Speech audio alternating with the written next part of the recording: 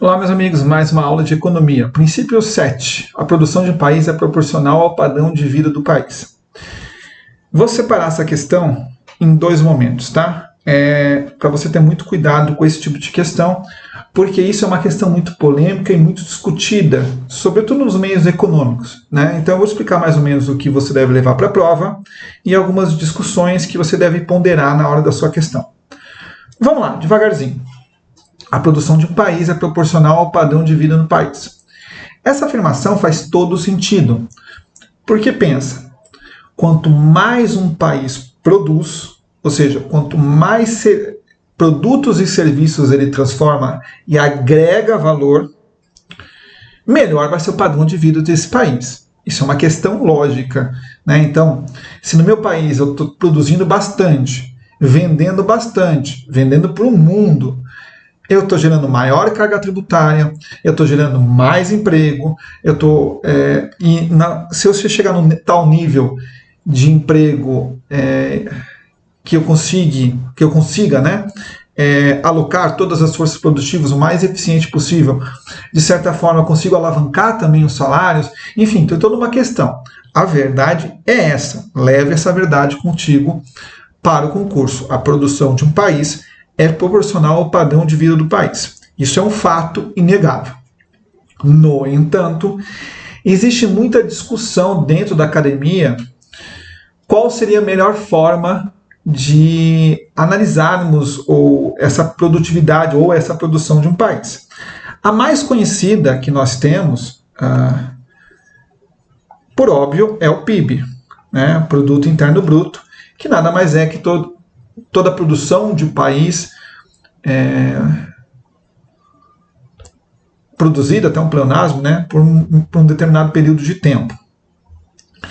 Outra que a gente usa muito também é o tal do PIB per capita, né? Ou seja, o PIB per capita, assim como diz a palavra per capita, né, por pessoa, né, nada mais é que a somatória das riquezas de um país, né, o PIB, tudo que o país produziu naquele determinado período de tempo, dividido pela sua população. Então, nada mais é que uma média. Tá? Bom, é legal, ele serve a nós, economistas, como uma média de crescimento geral da sociedade.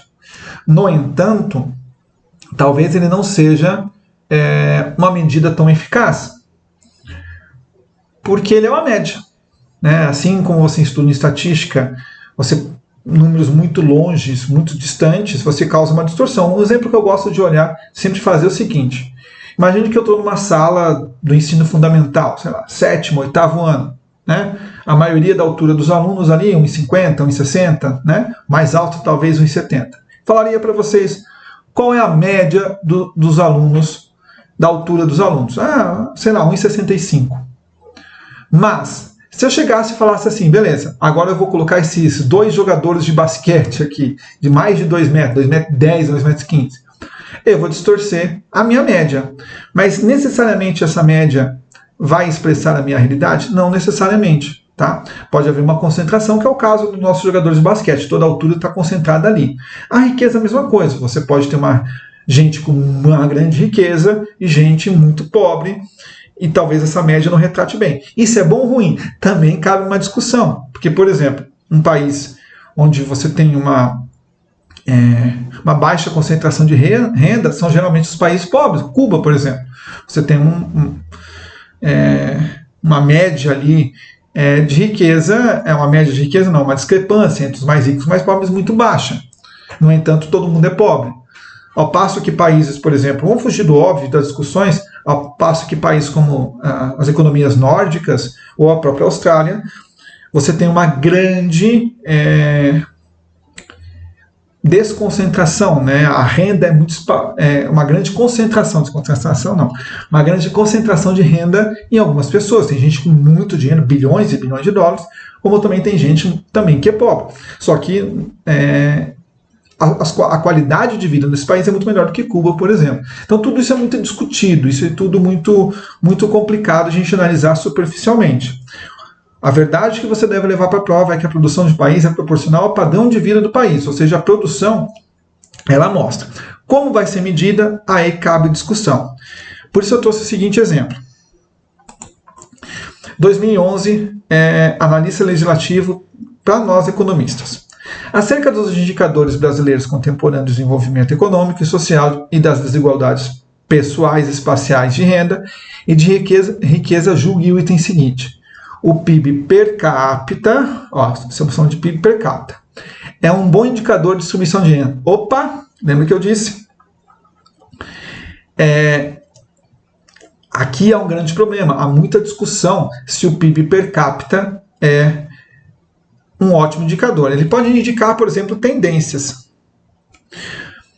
principalmente para economias com fortes desigualdades de renda. Essa é a questão aqui. A questão de você ter esse bom aqui torna a nossa questão um pouco complicada,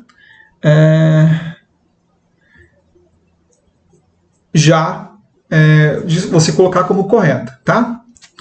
E aí ele vem completando com esse principalmente para economias com fortes desigualdades de renda. Então, ou seja, ele está falando que o indicador é bom, quando na verdade é discutível, tem que tomar cuidado com isso, e aí ele restringe àquelas economias com grande desigualdade de renda. Essa correlação nem dá para fazer direito, tá? Então, essa palavrinha aqui, sempre que toma cuidado no seu concurso, tá? Quando aparecer essas palavrinhas, quando você está qualificando alguma coisa, né? Então, sempre você olhar com muito cuidado isso daqui.